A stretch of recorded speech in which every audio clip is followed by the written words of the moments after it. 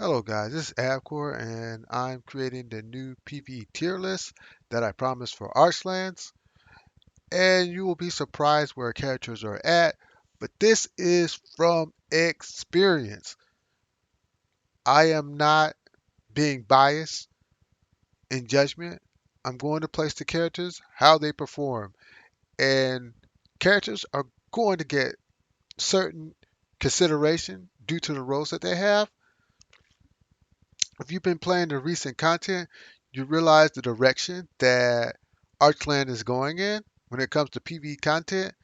They're real keen on color alignment, and that's going to play a big role in how I assign people and their performance and leadership skills. So we'll get started and we'll talk about T2. T2 is for characters that may be good in PvP content, but they're not really good in PvE content. And if they are solid in PvE content, there is a better alternative to those characters. And we'll use Electo as our first example. She's at bottom tier. She is good in PvP content, amazing in PvP content, amazing. But in PvE content, she falls short for various reasons. First of all, she does fixed damage, and a lot of the bosses are immune to fixed damage. She does have regeneration in her kit, but that is at a high cost, and it's hard to produce those effects consistently in PvE content. And simply put, Sigheart is better in the role that you will ask her to do, being a fire warrior that regenerates and duels. She's an AoE specialist, and AoE fixed damage is not really good for PvE content. So that is why she's in bottom tier.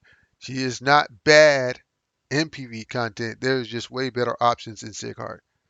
All right, moving along. Michael. This should not be like too hard of a analysis. Michael is actually better in PvP content than she is in PvE content. Her damage output is low. Her typing is good. Light is good for PvE content. But the problem is she doesn't add as much to the overall party structure that other assassins do. Because when you get to top tier, you'll realize that a certain assassins can nullify damage and their movement options are bigger. She has none of those, and this is why she's at bottom tier. Another character that's at bottom tier that will surprise you is Zilvanath. Zilvanath is actually better in PvP content than she is in PvE content. That is for certain reasons. First of all, she does do well in the damage output section. Her damage output is great. Dark is not the best color for PvP content, and there are better dark units. But overall, in PvE content, she suffers from skills that are really great in PvP but suck in PvE content. So that's why she's here. Another character that is at bottom tier is Capet. This shocks no one. Capet is actually competent in PvP content, but she sucks in PvE content because main character actually does the job that you would like her to do better, being a warrior with various options, including the fact that main character can tank and she cannot, even if it's only for one turn. And he has teleport. Her teleport is actually better, but it leaves her open and vulnerable, and that's a bad thing to do in PvE content, and so that's why she sits at the bottom. Another character that actually sits at the bottom is this character. Everybody knows Firebolt is actually incredible in PvP content. There is no debate of that. But when it comes to PvE content, she falls short because fixed damage is not very effective in PvE content. She does fill the fire archer slot, but there are other fire units that do that job better. Physical DPS, Sigheart, Clarice, to be exact. Even if you wanted to, Electo can do it better. It's just that she has limited options in PvE content, and that's why she sits at the bottom. So, okay, let's look. Okay, Jean. Jean is actually ahead of Electo, but Jean actually is mildly competent in PvE content, but not really great. So he sits at the bottom. There's a couple of reasons why he sits at the bottom. He is an excellent DPS, but they're just better warrior DPSs that do the job that you're asking him to do better. Charlotte totally outclasses him. I would rank him higher, but the fact that some of his premium skills are actually limited by the function that you're asking him to do. He's way better in PvP content than he is in PvE content. Being able to attack first is always good, but in PvE content, you'll find that certain opponents give just as good as they get, and they don't go down in one hit. And this is where Jin suffers. Jin is actually a good single target DPS in PvE content, but there's other characters that can do that for cheaper. So he sits at the bottom. So another character that we have that I placed at the bottom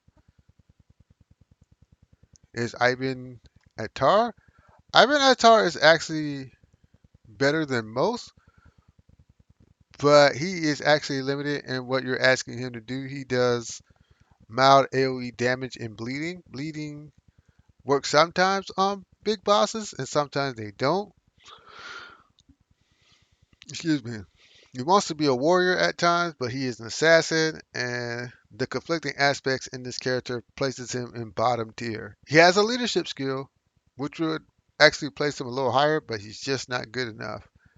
And I hate to say that, but this is an accurate assessment of characters' abilities in PvE, and I can't justify him being higher than bottom tier.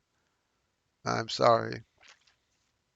Another character who sits in bottom tier is, of course, which shocks no one, is Peacock. Peacock actually will have special consideration on some extent because she currently is the only dark warrior, and if you want a dark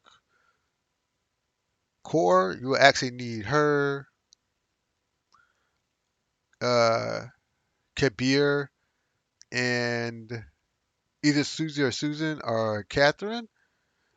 But outside of that team, she really has no value. But we're seeing that they're formulating teams that require at least three dark characters or three light characters. But there's just other characters that can fill that spot better. In fact, if you really wanted to, Zivaneth does a way better job than Peacock at the job that she's wanting to do, being a duelist. Zelvenep is actually a better duelist than Peacock because Peacock's stats are all over the place and her skills are all over the place, and they just don't make sense. Unless she's part of a dedicated debuff team, the potential is just not there. All right, so let's see what we got here. Let's see what else is here. So we're done with bottom tier, I think. Yeah, we're done with bottom tier. So we move up to tier 1.5. It gets a little better here, and we actually have some characters that semi stand out, but you're gonna be shocked at some characters that are in here because yeah. Let's start with where's Kabir at? Kabir. I would like to place Kabir higher, but if this is going to be an accurate assessment of character value, Kabir can go no higher than 1.5 because Kabir is actually a competent tank with competent stats, but his skill line is awful. Unless he gets to rank 9, he can never escape bottom hell. I argue if you actually want to take him to rank 9, when there's other characters who you would be wasting your resources on, who can maximize it better. At rank 9, I would rank him here, but no higher. And people as a whole do not have the resources to invest in Kabir to the level where he'd be competent. So I place him here in 1.5. So another character that I place in 1.5 is Clarice. Clarice is actually a good character and she's a good starting character, but over time, other assassins, well, assassin in particular, utterly replaces her because assassins as a whole kind of suffer in PvE content. They're made more for PvP content, And the top tier assassin can do just a little bit more than what you're asking Clarice to do. Clarice actually is a very mobile character, and you can use her to cheat the computer, but outside of that, her damage is just too low, and her survivability is even lower. So we place her here. And I'm sorry about that. I really like Clarice as a character, and I use her a lot. But yeah, she's only good as T4, T 1.5, so to speak. So another character that I would actually place in is Catherine. Catherine's amazing in PvP content. She's one of the best characters in PvP content, but in PvE content, she suffers. The only thing that makes her more than salvageable is the fact that she can summon a golem. Her debuffing options are pretty solid, but the fact is, dark characters are not that strong in PvE content because they have counters in light, and a lot of the bosses that you encounter, like at least one third of them are dark, so they don't really wield an elemental advantage. And there's a slice of enemies that are light, and they totally cripple Catherine. Catherine's debuffs are outstanding to an extent, but she falls behind because there's just better DPS units and they have better survivability. So we place her in T1.5. Another character that we must place in T1.5, where Susan, you would think would actually be higher because they do carry a dark faction buff and they also carry debuffing potential. But later on, you'll see that they're kind of niche. There are some like there's some PvE content that they really shine in, and there's certain PvE content that they don't. I mean, in PvP, they're middle of the road, but overall, it, you'd be shocked that there are characters in this roster that perform way better in the higher echelons of PvE content than they do. So I placed them here in T1.5. If you want to argue with why they should be, I know that people say because of their debuffs, and that's true, but when you play some of this content, like the latest content that we've been playing, it's hard to justify Susan that just die too fast. Their HP is too low and their defense is too low. And these things cripple them. Just like Catherine is crippled by her HP and defense stats. Like some of the other characters that you'll see that are ranked higher, they just have better stats in those. Survivability is king in PvE content, and when you don't have those stats, you kind of suffer. So let's see who else we have. Okay, those are some of the best.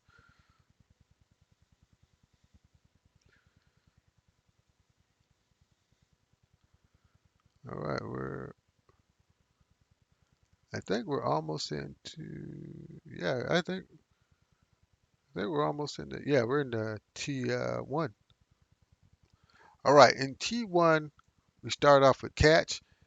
Catch is actually a solid tank in both PvP and PvE content, though she leads more to PvP content because he's one of the best PvP tanks in the game. But in PvE content, she's mediocre to an extent. Not bad, but not like extremely good. Because one of the problems that Catch has is she doesn't have self-sustain in her kit. She has like the highest defense stat of tanks, and in another video I will go over character stats. So her physical defense is awe-inspiring. Her magical defense is lackluster, and she's a very passive tank. That's another thing that hurts her. Outside of her passives, her active skills leave much desired. She doesn't add much in the way of attacking stats, so you have to rely on her guard, and you actually have to rely on her defense break skill in order to get the maximum amount of potential out of her. But once she gets her gauntlet, she gets a little bit better, but not good enough to be in T.5 or T0. But she's good though. She's really good. Another character that makes it to T1 is actually Coil. Coil is actually a great archer in PvP content. The best archer right now in PvP content is Coil. Coil actually replaced Erica as the best archer in PvP, but in PvE, Erica is still the best archer. The reason for this is his range is limited. I mean, his pet actually increases his range to an extent, but you'll find more often than not his pet dies in PvE content, and it's better to be used as a bait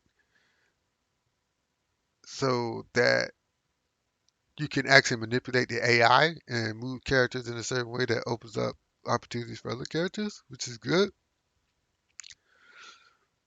But when you face like whirlpool bosses and stuff, he has to get in their face. He does suffer damage, whereas Erica can actually attack from farther range. That's why I want her so bad, because she's like really amazing PvE content. She's one of the best characters in PvE content. And Cole is halfway there, and we'll see over time if characters around him make him better, that he can rise to at least T 0.5, but we'll see.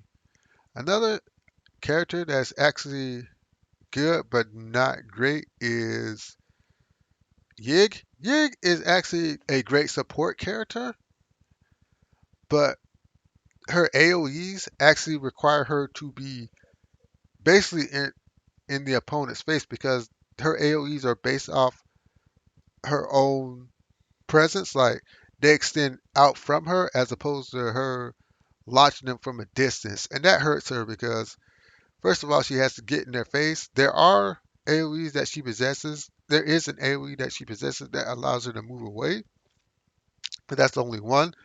So you can only play her in positioning and in single target. Her damage output is good, but her survivability is low. Her HP is like real low. Not real low, but low enough that she gets one shotted a lot, so you have to take care of her. Atum's another character that's actually really good. He's part of a strong fire core, which has Sighart, Ballet in himself. He's not like super amazing, but his survivability is actually better than Yik, so we put him ahead of her. And he actually has great damaging options. It's just that he's not over the top. He's just good at what he does, which is being a red magical DPS. And that's all you can really ask of him, but it's not enough to get him higher. So now we're looking at another character that is really good is Alicia. Alicia is actually a good character, very solid. Has high survivability, but her healing options in PvE content are limited, as opposed to in PvP content where they're exceptional because she blocks debuffs. But she doesn't have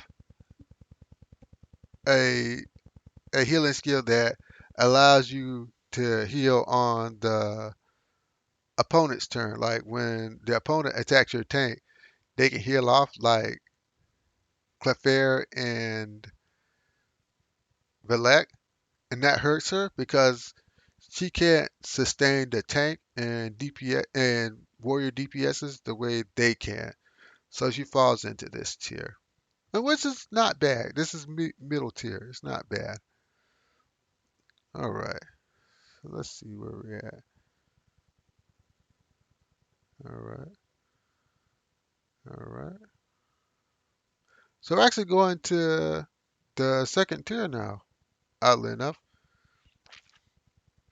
and we're going to start with Sighart. Sighart is a top tier unit, not the absolute best, but he's one of the best. Sighart is important because he carries the team leader skill that requires two fire units besides himself, and this forms a perfect fire core because in a core team you actually want a warrior, a tank, and a wizard, and he is that warrior that comes with that buff. He actually has a lot of sustain in his kit. His damage potential is outrageous. The only reason he's not like T0 is because that's reserved for the top 6 classes, but maybe over time he may actually reach T0 in PvE content. Excuse me. And if we have enough debate on my channel about it, he may move up. But yeah, he is one of the best.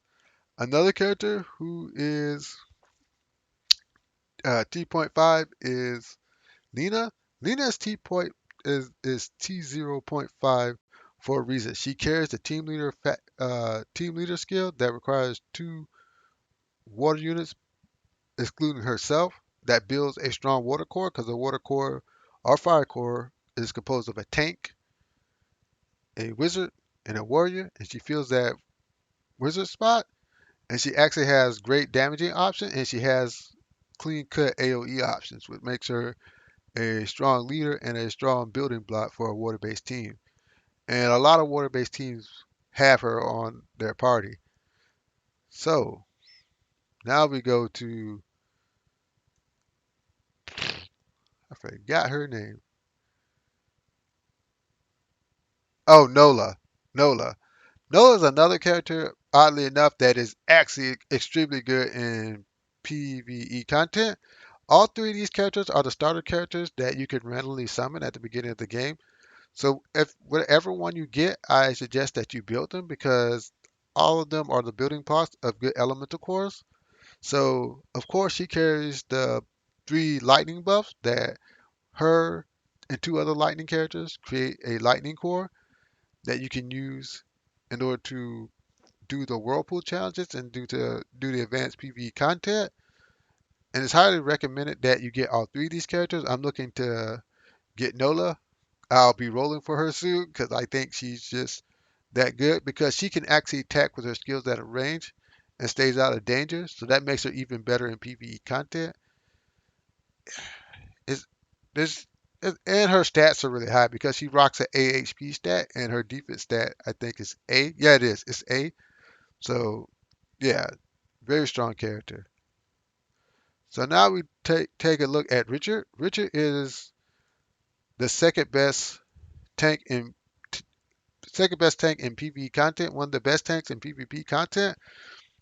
He's kind of like a must-have because he functions well in both PvP and PvE content. He has stun in his kit. He has a consistent way to maintain guard, and his stat line is amazing. This dude has A magic defense and S defense, and he has A HP, but he has B attack, but he's a tank, so I'm okay with that. I mean, overall, he's just an amazing unit, and he has various options. He can play a support role and he can play a DPS role. He's just doing a lot. You're just getting a lot out of him. So, yeah, this guy is real good. So, where are we at? All right, so we're looking at our last character. Now be Valek. Valek is the second best healer in PvE content, and to no surprise, because oddly enough, being a fire base healer actually makes her desirable as she supplements the fire core if you have a hole in it, if you didn't get Sig Heart or if you didn't get a tomb, she can fill in that spot because she actually does a little bit of damage with her healing, which makes her very versatile. There's a lot of good things to say about Villette because she has passive healing on your turn and enemy phase, which helps sustain your tank so they don't die. Your tank can actually heal before they attack, and your DPS can heal before they attack, which allows you to maintain an offensive presence from turn by turn. And she also has passive healing if you put the right passive in her kit right after she heals. Yeah, she's a strong him. These 3 are very strong candidates to be in T0 for a reason because they're so amazing. Both of the lions they made like uber strong kind of crazy that they did that. So now we're in T0. These are the six best classes for PvE content. Some will shock you and some won't. So we start with Marguerite. Marguerite is really good in PvE content. There's a couple of reasons for this. Is because she has a very versatile kit. She has teleport in her kit. She has buffs in her kit. She has healing attacks in her kit. And she has a consistent way to buff herself to increase her damage. Marguerite, I thought, was the worst character between her and Jin, and it turns out she's actually a better character than Jin. As far as PvE content goes, she's like she's a must-have. I mean, even at rank 3, she was able to clear content for me that I had no business clearing. I cleared the light level 9 with her, and she's only at rank 3, and I gave her like gear from Atum, and she was able to clear it because the more buff she has, the more her damage increases, and she has the potential to one shot a lot of enemies. And she has attacks that allow her to heal her party, and she has ways to buff her party. Just don't sleep on this character. More and more, we'll see people use her, but she's like the best PvE wizard in the game, and her stats reflect the fact that she's light, so she has no weaknesses. That's what puts her above the rest of the elemental wizards. The fact that she has no weakness. Nobody's hitting her for super effective damage. Yeah, really great character. Erica is a character that I slept on, but I watch Gatch Monkey video. I watch other content creators' videos, and I see how Gatch Monkey plays, and I wish I had Erica because her damage potential is insane. Her range is insane. And the fact that she positions so well with the act again skill is insane. There's a lot going on for this character, even though like the criticism is that she's one dimensional, and that's the whole point. She's good at one thing and she does it really well. And that is putting out tons of damage without dying. I mean, this character is a lifesaver, especially when she gets her unique weapon. She goes to a whole nother level and she changes your whole overall gameplay experience. And that's what every character in T0 does. Both Marguerite and Erica change your whole gameplay experience. Yeah, it's a lot to consider. Another character that changes your whole gameplay experience is Seminar. Seminar has to be the best assassin, best constructed assassin I've seen in a long time.